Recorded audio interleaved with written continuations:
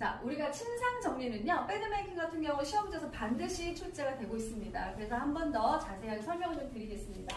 자, 환자가 새로 입원을 했습니다. 그러면 감염 예방을 위해서 반드시 침상을 깨끗하게 정리를 해야 되는데요. 비어있는지 우리가 확인부터 해야겠죠. 그 침상을 바로 우리가 빈 침상이라고 합니다. 환자가 새로 입원했네. 그럼 뭐라고 한다고? 빈 침상이라고 한다.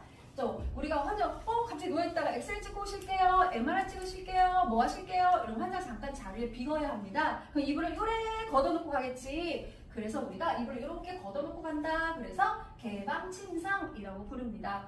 개방침상은요, 환자 검사실이나 이렇게 잠시 자리를 비웠을 때 그 침상을 뜻한다. 또 하나는 수술 침상입니다. 수술이 끝나고 왔어요. 방금. 그러면 스트레처카로 환자 이렇게 옆으로 이동을 한단 말이에요. 환자를 굴러서 이동을 하기 때문에 이불이 밑에 있으면 안 되고 옆에서 이렇게 넘어가야 된다. 네, 환자는 보통 옷을 입지 않고 오거든요. 환의를 벗고 오는 경우가 많거든요. 그래서 환자가 오자마자 이렇게 덮어주셔야 합니다. 그래서 이불은 세로 모양을 하고 있고요. 또 하나는 베개가 있는데요. 베개를 베지 못하는 경우가 있어요. 그쵸? 뭐 분비물 같은 거나 아니면 뇌압 같은 경우 여러 가지 환자 상태가 다르기 때문에 배가 필요하지 않다고 옆으로 이동을 시켜 놓습니다. 근데 수술을 침상에서 시험에서 맨날 나오는 거는 바로 뭐다? 방수포다.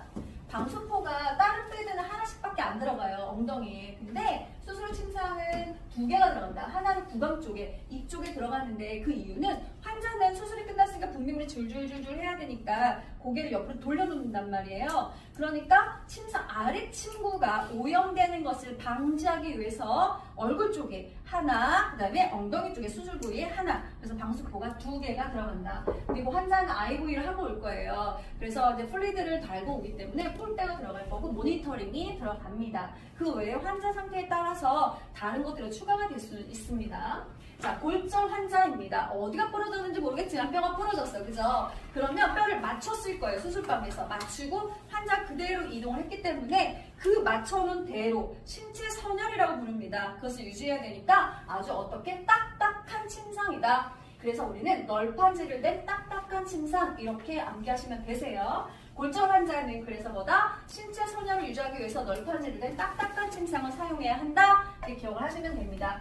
이 크레들이라고 하는 건요, 베드가 있으면 이렇게 뼈대 같은 게 이렇게 뼈대가 있고 그 위에 시트를 덮는 거예요. 그러니까 시트가 직접 피부에 닿지 않아야 한다거나 아니면 다른 걸 모니터링이나 치료나 이런 것들로 인해서 좀 불편하다 싶으면 뼈대를 친다고 생각하시면 돼요. 그게 바로 크레들입니다. 크레들 침상은요, 너무 허약한 환자이거나 아니면 전신 화상을 입어서 전신에 다